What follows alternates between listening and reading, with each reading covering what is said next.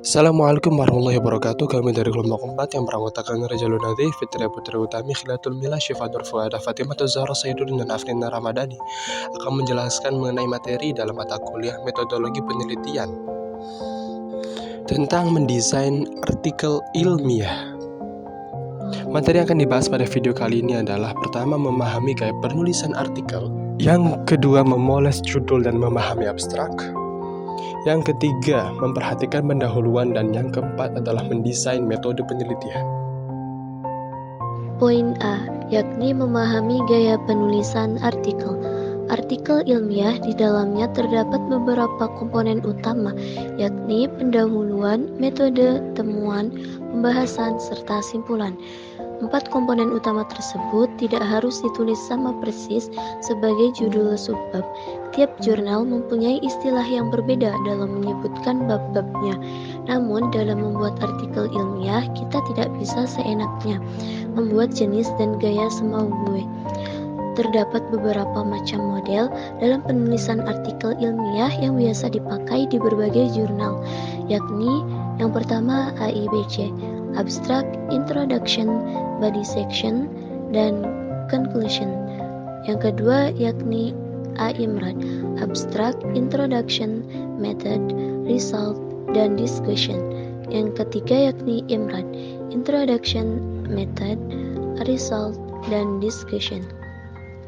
Yang belakangan ini menjadi gaya penulisan jurnal ilmiah adalah artikel dengan model IMRAD, karena model ini mudah untuk diaplikasikan sehingga menjadi model yang umum digunakan. Model IMRAD juga tidak selalu relevan dengan bidang keilmuan di luar eksakta dan lainnya. Oleh karena itu, ragam model penulisan yang lain tidak dapat dipisahkan dari bidang keilmuan tersendiri. Selanjutnya, selain 4 komponen utama di atas, ada juga komponen lain dalam artikel ilmiah, yakni bab literatur review atau tinjauan pustaka. Contohnya dalam artikel tentang meme yang berisi simbolisasi tabarruj dalam Al-Quran merebak di media sosial. Kita dapat menggunakan 3 kata kunci, yakni meme, tabarruj, dan semiotika. Nah, struktur penulisan literatur review itu mencakup format, jumlah paragraf, dan hal-hal teknis lainnya, disesuaikan dengan kebutuhan dan format jurnal yang ditargetkan. Judul sebuah artikel ilmiah memang tidak memiliki aturan baku yang mengikat semua penulis. Namun, seorang penulis disarankan untuk menghindari penggunaan akronim, tidak membuat judul yang terlalu pendek yang biasanya justru ambigu bagi pembaca. Pun demikian, tidak disarankan membuat judul yang terlalu panjang yang bisa jadi hanya membuat jenuh. Kalaupun menggunakan judul panjang, penulis disarankan menggunakan skema penggunaan titik 2 yang difungsikan sebagai pemisah antara judul besar dan judul yang spesifik. Penekanan utama sebuah judul terletak pada apakah judul tersebut sudah mencerminkan isi atau tidak sama sekali.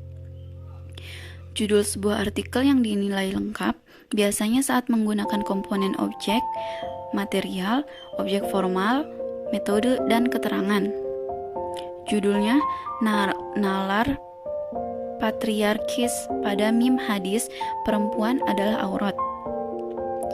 Dalam media sosial, studi analisis wacana kritis, misalnya, bisa kita katakan memenuhi standar ini. Nalar patriarkis berposisi sebagai objek formal. Mim hadis perempuan adalah aurat sebagai objek material, media sosial sebagai keterangan, dan studi analisis wacana kritis sebagai metode. Sebuah judul tersebut menarik atau tidak menarik sebenarnya subjektif, namun kita bisa sepakat bahwa ketiga judul ini lebih mencerminkan isi atau ide utama dibandingkan judul pada tabel tersebut. Lalu selanjutnya, bagaimana dengan abstrak? Struktur sebuah abstrak terdapat 5 komponen. Yang pertama, problem atau masalah. Yang kedua, tujuan. Yang ketiga, metode. yang keempat temuan utama, dan yang terakhir kalimat penutup. Adapun tujuan dari keberadaan abstrak adalah untuk memberikan gambaran utuh artikel kepada pembaca.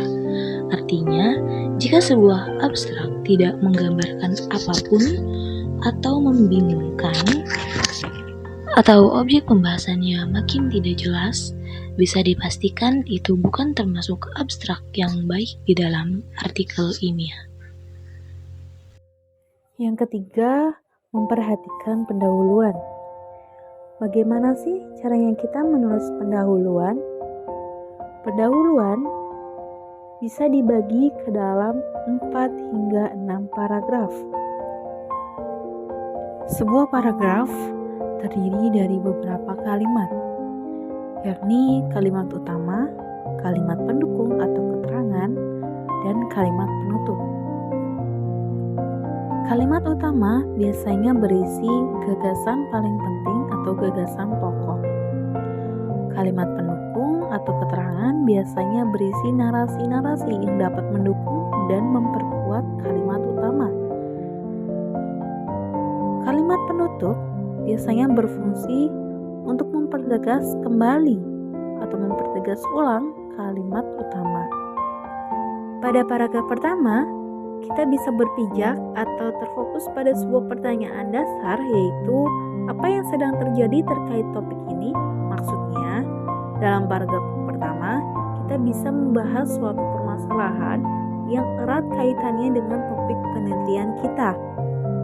Pada paragraf kedua, kita bisa berpijak atau terfokus pada pertanyaan bagaimana pendapat para ahli berdasarkan isi penelitian kita.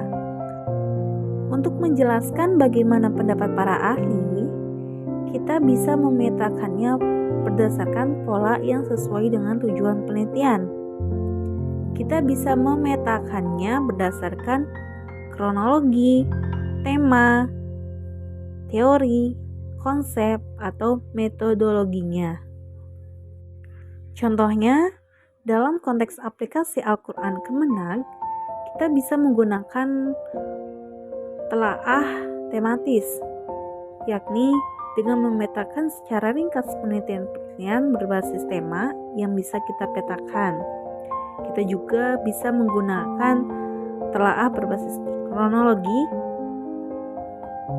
terhadap produk Lajnah Pentasihan Mushaf Al-Quran berdasarkan kurun waktu dengan kecenderungannya masing-masing. Pada paragraf ketiga, kita bisa berpijak pada pertanyaan apa yang akan kita lakukan. Maksudnya, tindakan kita dalam penelitian ini. Dan yang keempat, kita bisa menulis sebuah paragraf yang berpijak atau terfokus pada pertanyaan mengapa kita akan melakukan penelitian ini. Selanjutnya, mendesain metode. Sebagai bagian penting dalam sebuah penelitian, metode harus dipaparkan sejelas-jelasnya. Dalam hal ini, metode harus menjelaskan proses bagaimana ia diaplikasikan, bukan sekedar definisi-definisi panjang lebar hasil kutipan dari artikel atau penelitian orang.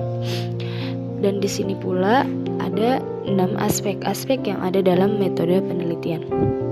Yang pertama, jenis penelitian. Yang kedua, sumber data. Yang ketiga, metode penelusuran data. Yang keempat, jenis data. Yang kelima, pendekatan. Dan yang terakhir, metode analisis data.